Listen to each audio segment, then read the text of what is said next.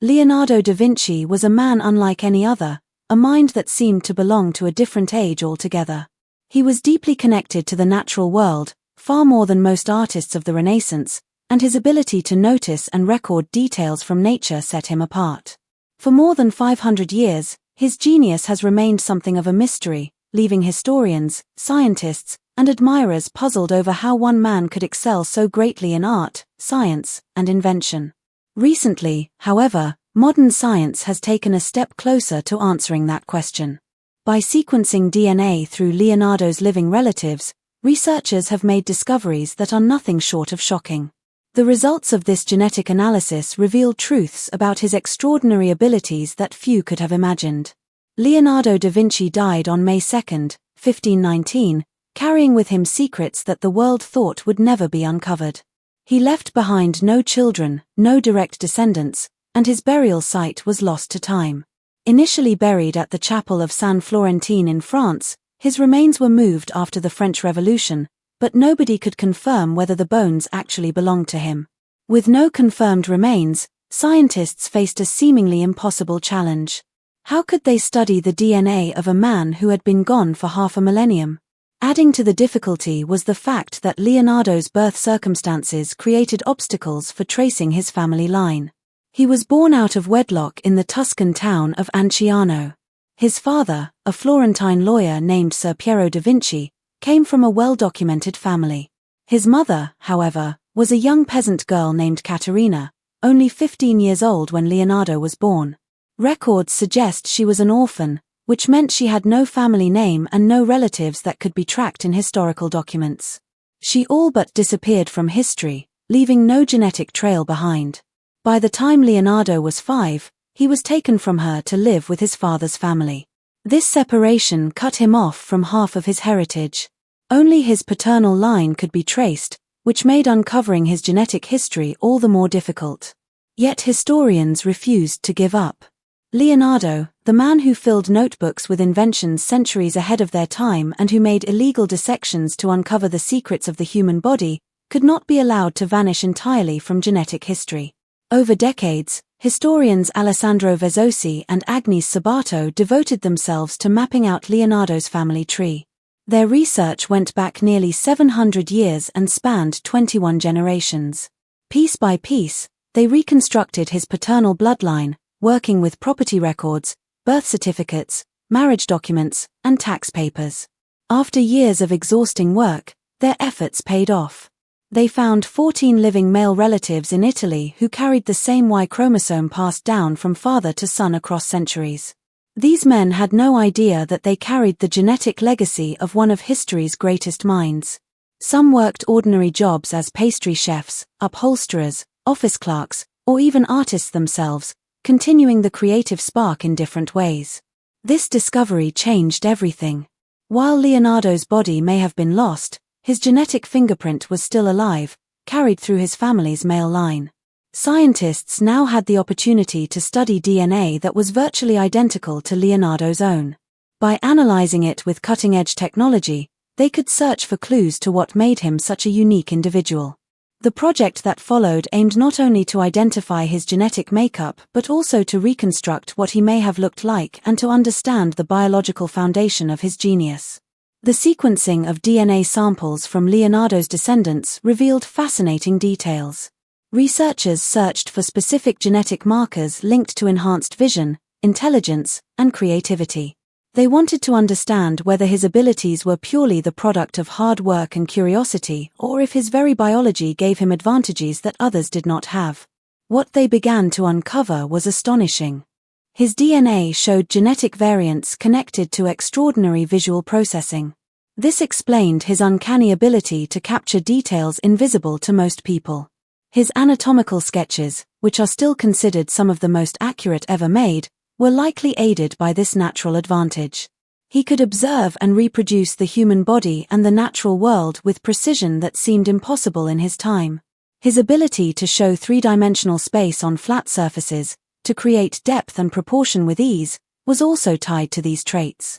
Another fascinating discovery involved synesthesia, a condition where senses overlap. Leonardo may have literally experienced music as colors, or seen mathematical concepts as shapes and forms. This blending of sensory perception could explain why his creativity stretched across so many fields. He didn't just paint, he designed flying machines, studied geology, drew maps, and wrote about philosophy. To him, knowledge was not separate categories but a single interconnected web, and his genetics may have made it easier for him to think in this way. In addition to this, scientists found markers associated with exceptional memory retention and pattern recognition. Leonardo read voraciously and observed everything around him, and unlike most people, he seemed to retain an extraordinary amount of information. He could then combine knowledge from different areas to create new ideas. This is how he was able to imagine machines like helicopters and tanks centuries before technology could make them real. The implications of this research stretched far beyond Leonardo himself. If science could pinpoint the genetic factors behind his unique talents, it might shed light on the very roots of creativity, intelligence, and human potential. Understanding how his mind worked could open doors for fields ranging from neuroscience to art history. In fact, art historians saw immediate uses for this discovery.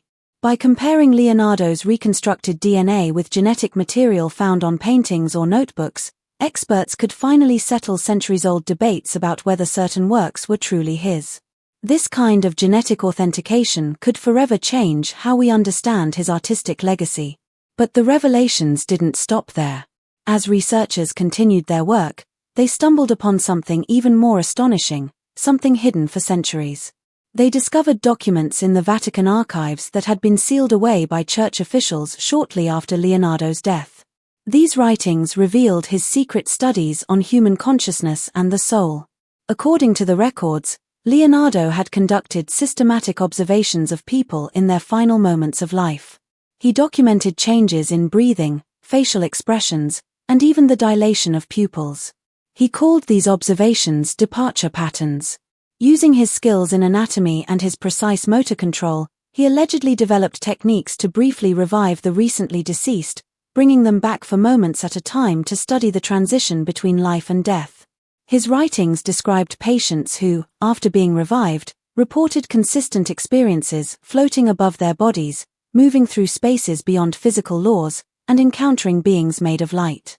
Leonardo recorded these accounts not as religious visions but as data, approaching them with the same detached curiosity he brought to art and engineering. The church was horrified when it learned of his experiments. Priests reported disturbed graves, leading to suspicions that Leonardo was digging up bodies to continue his work. To avoid scandal and accusations of heresy, church authorities sealed his writings in secret archives, fearing they would destroy fundamental religious teachings about the soul and afterlife. For centuries, these documents remained hidden, but modern genetic testing on the papers confirmed Leonardo's involvement. His DNA was literally preserved in his notes, linking him directly to these forbidden studies. What made him capable of conducting such unsettling experiments without breaking down emotionally? Genetic analysis provided an answer. His DNA showed traits linked to compartmentalized thinking, which allowed him to separate emotion from logic. Where most people would be paralyzed by fear or guilt, Leonardo approached death as a natural process to be studied like any other aspect of nature. This rare trait, combined with his visual and intellectual gifts, allowed him to push boundaries no one else dared to approach. In the end, what emerges from this research is a picture of a man whose genius was both the product of environment and biology. His illegitimate birth separated him from his mother's heritage but tied him firmly to a bloodline that carried rare and remarkable genetic traits. His DNA equipped him with abilities that enhanced his vision, memory, and creativity, while his insatiable curiosity and relentless work ethic pushed those abilities to their limits. The discoveries made through modern science bring us closer than ever to understanding why Leonardo da Vinci stood so far apart from others of his time. Even 500 years after his death, he continues to astonish the world. What scientists are revealing is not just the story of one man but a glimpse into the incredible potential of human beings. Leonardo da Vinci remains a symbol of what can happen when natural talent, biology, and limitless curiosity combine in a single individual. His DNA tells us that genius may not simply be a matter of chance, it may be written into the very code of life itself. Leonardo da Vinci has always been seen as one of the greatest minds in history, a man whose genius seemed to stretch across every field of knowledge, from art and science to engineering and anatomy. For centuries, people wondered how a single individual could master so many different disciplines at once and create works that still amaze the world today. The recent study of his DNA has given scientists answers that are both fascinating and shocking, because it shows that Leonardo's brilliance was not only the result of his endless curiosity and hard work but also a unique combination of rare genetic traits that made him unlike anyone else of his time. One of the most striking things researchers discovered was that his ability to connect unrelated ideas from different fields of study may have had a genetic basis. This ability allowed him to see patterns where others saw only separate facts. He was able to move from painting to anatomy, from mechanical inventions to architectural designs, and somehow carry lessons from one field into another. Even more surprising was the evidence of genetic traits connected to ambidexterity and mirror writing. Leonardo famously wrote backwards, producing notebooks that could only be read easily when held up to a mirror. For years, people believed he did this on purpose to hide his ideas from others, but the genetic data suggested something else. It showed that this unusual style of writing may have been a natural result of his brain's unique wiring. He had a natural tendency toward ambidexterity, and his mind processed writing and drawing differently than most people. The genetic analysis also revealed that Leonardo had markers linked to extraordinary neuroplasticity, which meant his brain remained flexible and adaptable throughout his life. Most people lose cognitive flexibility as they grow older, making it harder to learn new things, but Leonardo's DNA showed he was able to keep forming new connections well into his later years. This explains why, even in his 60s, he was still inventing, creating, and experimenting with the same energy he had as a young man. His curiosity never slowed down because his mind never aged in the same way as others. But perhaps the most shocking part of the analysis came from physical traits revealed through DNA phenotyping. Computer models built from his genetic profile produced 3D reconstructions of his face and body, and the results were very different from the self-portraits and descriptions passed down through history. These models showed that Leonardo likely looked different than we have always believed. One of the most surprising discoveries was that Leonardo may have had heterochromia, a condition in which a person has two different colored eyes. The genetic data suggested that he probably had one brown eye and one green eye. This condition is rare, found in less than 1% of the population, and may have given him a special advantage in depth perception. This unusual vision could have helped him see three-dimensional space with greater clarity, allowing him to capture depth and perspective on flat surfaces with unmatched accuracy. It was this gift that may have contributed to the revolutionary realism of his paintings and sketches. The analysis also confirmed his left-handedness and showed that he had genetic traits linked to superior fine motor control. This explained why his draftsmanship was so precise and why he could work across so many disciplines that required delicate skill, from painting intricate details to designing mechanical devices. His DNA carried markers of enhanced hand-eye coordination, which meant that he was able to transfer what he saw in his mind into exact drawings with almost perfect accuracy. Another discovery contradicted historical accounts of Leonardo's height. While many records described him as being of average stature, the DNA evidence suggested that he was much taller than most men of his time, likely close to 6 feet tall. This was unusual for 15th century Italy, where poor diets and malnutrition kept most people shorter. Being taller and stronger gave Leonardo physical advantages, especially for large-scale projects like massive paintings and architectural designs. His DNA also suggested that his jaw and cheekbones were more prominent than the softer features often shown in portraits. These traits pointed to a man of physical strength and endurance, someone who could labor for hours on demanding artistic and scientific projects. His genetic profile also carried markers linked to heightened sensory perception, not just in vision but in taste, smell, and touch. This meant Leonardo experienced the world more vividly than others, noticing details others would miss. His extraordinary sensitivity explains why his paintings show textures so realistically, why his sketches captured subtle variations of light and shadow, and why he paid so much attention to natural phenomena. He didn't just observe the world, he felt it more deeply through his enhanced senses. The analysis also revealed details about his appearance.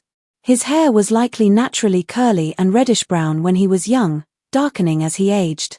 His skin tone carried markers of a Mediterranean complexion with natural protection against sun damage, which would have helped him work outdoors without suffering the skin problems that others often faced.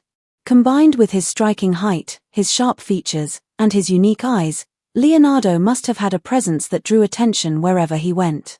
Beyond appearance, his DNA showed markers for strong immune function and resistance to disease. Living to the age of 67 was an incredible achievement in Renaissance Italy, when most people died decades earlier. This biological advantage meant he could recover quickly from illness and survive infections that killed many of his peers. This gave him more years of productivity, allowing him to build the enormous body of work that made him legendary. Even more astonishing were discoveries connected to the plague. Historical records show that Leonardo lived through devastating outbreaks of plague that killed millions, yet he seemed almost untouched by them. His DNA revealed why. He carried rare genetic mutations that gave him natural resistance to bacterial infections, including the plague. But he did not just survive the outbreaks, he studied them with a scientific eye. Recently uncovered documents in a Milan monastery showed that he tracked how the plague spread through cities, mapping infection routes with incredible accuracy.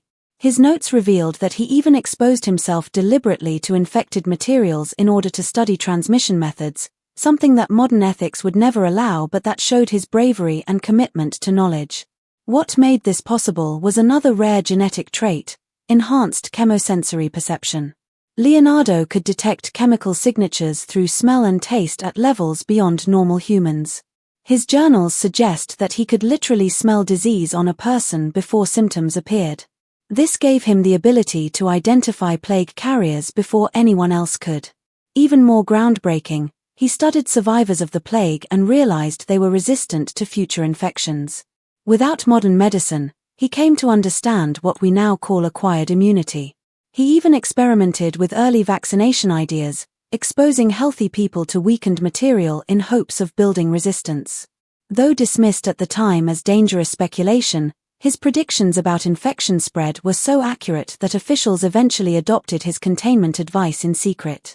His journals also showed studies of other diseases like cholera, typhus, smallpox, and respiratory illnesses. Because of his genetic immunity, he could survive exposures that would have killed others, giving him first-hand knowledge of disease patterns. His DNA also revealed markers linked to faster healing, detoxification, and resistance to autoimmune disorders, making him a perfect candidate to study deadly illnesses in a time when most researchers paid with their lives. These revelations not only change how we see Leonardo but also how we view the history of medicine. He was not only a painter and inventor but also one of the first epidemiologists, centuries ahead of his time. But perhaps the most breathtaking discovery of all was that Leonardo's genetic profile is one of the rarest in human history. Fewer than 1 in 10 million people carry the combination of traits he had. His DNA combined enhanced visual processing, strong immune defenses, rare sensory abilities, ambidexterity, and exceptional memory retention, creating a perfect storm of advantages. He even carried markers for delayed brain aging, meaning his mind stayed sharp and flexible far longer than most. This explains why he continued producing groundbreaking ideas into his 60s when others of his generation had long since slowed down.